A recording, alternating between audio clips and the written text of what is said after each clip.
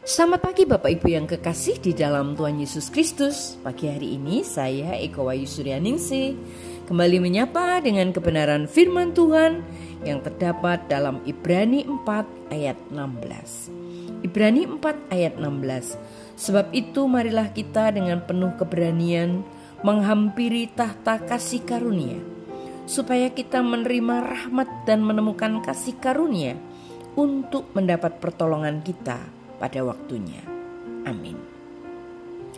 Bapak Ibu yang kekasih di dalam Tuhan, sebenarnya kita tidak perlu ragu ataupun malu untuk datang kepada Tuhan dan memohon pengampunan. Firman Tuhan berkata, marilah kita dengan penuh keberanian menghampiri tahta Allah kita. Di sana kita akan menerima anugerahnya dan kita akan menemukan belas kasih-Nya untuk menolong kita ketika kita sangat membutuhkannya.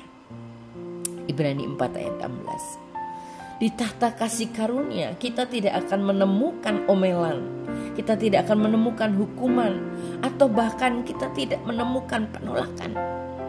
Ketika kita datang kepada Tuhan dengan dosa-dosa kita menerima belas kasih-Nya dan kita menemukan anugerah-Nya. Apa perbedaan antara belas kasihan dan anugerah? Belas kasihan adalah pengampunan atas semua kesalahan yang telah kita lakukan. Sedangkan anugerah adalah kekuatan untuk berubah. Kita membutuhkan keduanya. Kita membutuhkan belas kasih atas dosa-dosa kita. Semua kesalahan kita yang telah kita lakukan di masa lalu, itulah pengampunan. Dan kita membutuhkan anugerah, kekuatan untuk kita berubah di masa depan. Tuhan berkata bahwa ketika kita datang kepadanya dengan kejujuran dan kerendahan hati, kita akan menerima keduanya. Bapak Ibu yang kekasih di dalam Tuhan, bagaimana cara kita melakukan hal ini? Kita tidak perlu mengemis.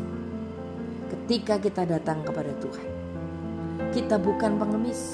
Dia ingin mengampuni kita lebih dari yang kita inginkan untuk diampuni. Kita tidak menawar atau menyuap. Tuhan tidak akan melakukannya lagi. Kita akan menjalani kehidupan seperti ini. Tuhan memberikan yang terbaik. Bapak Ibu yang kekasih di dalam Tuhan, apa yang kita percayai? Kita percaya janji Tuhan dalam Ibrani 4 ayat 16. Bagaimana kita melakukannya? Kita hanya perlu mengaku. Pengakuan bukan berarti berkata, Tuhan saya tidak akan melakukannya lagi. Pengakuan artinya berkata, Tuhan Engkau benar. Tuhan Engkau benar. Itu salah saya. Itu saya yang salah. Firman Tuhan berkata dalam Roma 5 ayat 1. Sebab kita telah dibenarkan karena iman. Kita peroleh damai sejahtera dengan Allah melalui Yesus Kristus Tuhan kita. Apa artinya dibenarkan? Seolah-olah kita tidak pernah berbuat dosa. Itulah pembenaran yang Tuhan lakukan. Seberapa dalam pun noda dosa kita, Allah dapat menghapuskan. Di dalam Yesaya 1 ayat 18 dikatakan, sekalipun dosamu merah seperti kirmisi, dapat menjadi putih seperti salju.